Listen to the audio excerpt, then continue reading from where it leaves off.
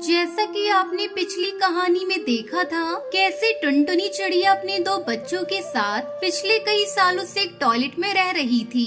इस बात को अब तक 10 साल हो चुके हैं, लेकिन टुनटुनी उसके बच्चे उसी टॉयलेट घर में फंसे हुए हैं। आज भी टुनटुनी वही मेहनत कर रही है और आज भी उन्हें हर मौसम में एक अलग तरह की मुसीबत का सामना करना पड़ रहा है। माँ, जब तक हम छोटे थे तब तक कोई दिक्कत नहीं थी, लेकिन अब इस बाथरूम में रहना कुछ अच्छा नहीं लग रहा है। मैं भी आपके साथ काम पर आऊंगा। हम सुनहरी को किसी अच्छे हॉस्टल में रहने के लिए भेज देंगे। लेकिन बेटा, तुम्हारी पढ़ाई का क्या होगा? तब तक आप लोग कमेंट पे बताएं 90 into 5 कितने होते हैं। मेरी पढ़ाई इस परिस्थिति से बढ़कर नहीं है माँ। सुनहरी पढ़ लेगी, वही काफी है हमारे लिए। ये कहते हुए गोलू अपनी माँ को मना लेता है और सुनहरी को एक अच्छे हॉस्टल में भेज देता है और उस टॉयलेट में अब सिर्फ गोलू और टुनटुनी ही रहते हैं। बेटा, मैं जरा सरकारी दफ्तर तक जाकर आती हूँ। अगर तुम कहीं जा रही हो तो पहले खाना खा लेना। सरकारी दफ्तर जाने की कोई जरूरत नहीं है माँ। पिछले 10 सालों से सिर्फ चक्कर ही काट रहे हैं। सरकारी अफसरों के पीछे फिरते फिरते पता नहीं कितने जूते घिस गए हैं, लेकिन किसी ने भी एक पैसे की मदद नहीं की हमारी। ये कहते हुए गोलू अपनी माँ को जाने से रोक लेता है और खुद मिर्ची के साथ सूखी रोटी खाकर काम पर चला जाता है। सुनहरी को किसी चीज की कमी ना हो, ये सोचते हुए गोलू दिन रात मेहनत कर रहा था। सुनहरी को हॉस्टल में 2 नए दोस्त मिलते हैं। वो बातें करते वक्त एक दिन अपने दोस्तों को अपना सारा दुख दर्द सुनाती है। सुनहरी चिड़िया की बातें सुनने के बाद उसके दोस्त सुनहरी को ऐसे देख रहे थे कि जैसे कि उन्होंने पहले कभी इतने गरीब पक्षी को नहीं देखा था। मैं इसलिए अपने बारे में किसी को नहीं बताती हूँ। ऐसी बात नहीं है सुनहरी। हमें बचपन से बेड वाला घोंसला, सभी सहूलतों के साथ मिलने के बावजूद भी हम नखरे करते हैं। तुम्हारी बात सुनने के बाद ऐसा लग रहा है कि तुम किसी और की दुनिया की हो। तुम चिंता मत करो, हम किसी दिन वक्त निकालकर तुम्हारे घर जाएंगे और ये सब सारी दुनिया को बताएंगे। ये कहते हुए सुनहरी के दोस्त उसे थोड़ी सी हिम्मत देते हैं और एक दिन सुनहरी के साथ उसके घर जाते हैं। माँ, ये मेरे कुछ दोस्त हैं जो हॉस्टल में मेरे साथ रहते हैं। माफ करना बच्चों, लेकिन अंदर आने को कहने के लिए हमारे पास इतना बड़ा घर नहीं है। हम आपकी परिस्थिति के बारे में जानते हैं आंटी जी, हम यहाँ इसलिए तो आए हैं। ये कहते हुए सुनहरी के दोस्त टुनटुनी, गोलू सुनहरी को उनके टॉयलेट होम के सामने बिठाकर उनका वीडियो रिकॉर्ड करते हैं। देखिए, ये पक्षी इस जंगल में इतने सालों से उस टॉयलेट में कैसे रह रहे हैं और सरकार इनकी कोई मदद नहीं कर रही है। इतना कहकर कालू कौवा, लूसी कबूतरी वीडियो के जरिए टुनटुनी से सवाल करते हैं और उनका वीडियो बनाते हैं। टुनटुनी जवाब देने में थोड़ा हिचकिचाती है, लेकिन उसके बच्चे सुनहरी और गोलू बिना डरे सब कुछ बताते हैं। वीडियो बनाने के बाद सुनहरी के दोस्त उस वीडियो को अपने अपने सोशल अकाउंट में डाल देते हैं। कुछ ही दिनों में वो वीडियो लाखों पक्षी देख लेते हैं और हजारों सवाल करते हैं। इतना सब होने के बावजूद भी सरकारी पक्षी टुनटुनी को सिर्फ कुछ करेंगे कहकर भरोसा ही दिलाते हैं, लेकिन कुछ करते नहीं है। हमें लगता था कि ये लोग इलेक्शन में इतना जोर लगाकर इसलिए लड़ते हैं कि इन्हें सच में हम जैसों की फिक्र है। सच तो अब पता चला है, ये तो बस अपनी जेब भरने और हुकूमत करने के लिए लड़ते हैं। कुछ दिनों बाद सुनहरी के दोनों दोस्त उनके शौचालय घर में आते हैं।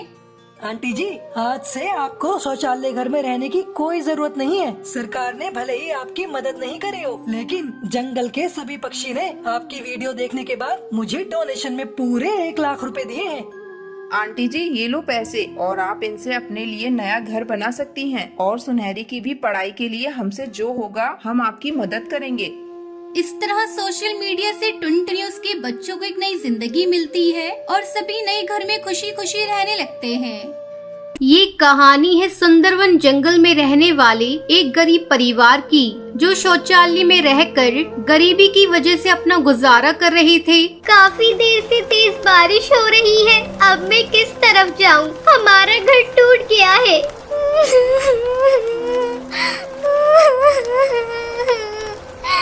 जा बेटी, अपनी बहन पिंकी को ले आ। फिर टुनटुनी पिंकी को ले आती है और तीनों पास के जंगल में छोटे से घर में चली जाती हैं। अब काफी तेज बारिश की वजह से और कमरा छोटा होने की वजह से उस कमरे में पानी आने लगता है। तभी उस पानी में सांप आ जाता है और पिंकी डर जाती है। तभी टूनी चिड़िया और टुनटुनी चिड़िया जल्दी से उस सांप को बाहर भगा देते हैं। फिर टुनटुनी रोते हुए कहती है,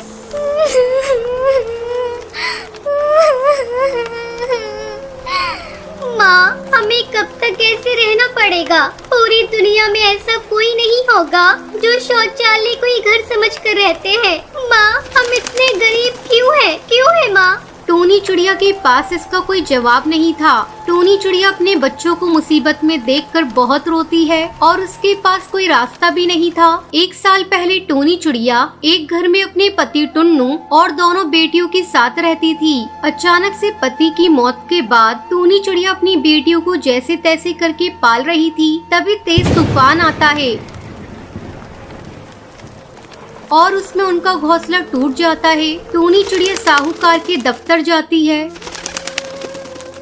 वहाँ पर बैठा मैनेजर कहता है, तो फिर आ गई, अब जाओ यहाँ से। यहाँ पहले से इतना सारा काम है और तुम बार बार आ जाती हो। ये सुनकर टूनी चिड़िया कहती है, ऐसा मत बोलिए साहब, काफी टाइम से मैं और मेरे बच्चे बिना छत के एक पेड़ पर गुजारा कर रहे हैं। तूफान, बारिश और जंगली जानवरों का भी खतरा है, तो आप हमारे घर को ठीक करवा दीजिए। अब कालू टूनी को वहाँ से भगाने के लिए वो उससे कहता है, हाँ अब जाओ यहाँ से, हम कुछ करते हैं, तुम परेशान मत हो। ये सुनते हुए टूनी चिड़िया वहाँ से चली जाती है। ऐसे ही 1 साल गुजर जाता है, लेकिन अभी तक इंश्योरेंस ऑफिस से कालू कौवे का जवाब नहीं आता है। अब टूनी और उसकी दोनों बेटियों का वहाँ पर गुजारा करना बहुत मुश्किल हो रहा था। तभी टुनटुनी चिड़िया कहती है, माँ, आप मुझे सरकारी दफ्तर बताइए, मैं जाती हूँ वहाँ पर। शायद मासूम चिड़िया को देखकर वो मेरी बात मान ले। अब टूनी चिड़िया अपनी दोनों बेटियों को लेकर उसके दफ्तर चली जाती है। तभी वहाँ बंटी कबूतर नाम का पक्षी बैठा हुआ था। टुनटुनी चिड़िया उससे कहती है,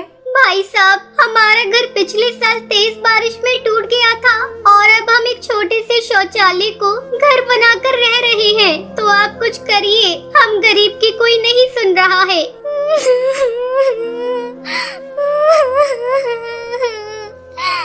अच्छा ठीक है, अब रो मत, मैं ऑफिसर से बात करता हूँ। अब ज्यादा काम की वजह से बंटी कबूतर टुनटुनी चिड़िया की बात को भूल जाता है। ऐसे ही कुछ दिन गुजर जाते हैं। एक दिन बंटी कबूतर की माँ नदी किनारे पानी पी रही होती है। तभी बबली कबूतरी का पैर फिसल जाता है। तभी वहाँ टुनटुनी आकर उसे बचा लेती है। बंटी की माँ बबली कबूतरी उससे कहती है, बेटा, तुम इतनी सी हो, तुमने अपनी जान की परवाह नहीं की और मुझे बचा लिया। अब तुम्हें कोई भी मदद की जरूरत हो तो मुझे बता देना। फिर टुनटुनी चिड़िया उसके सामने रोने लगती है और उससे कहती है,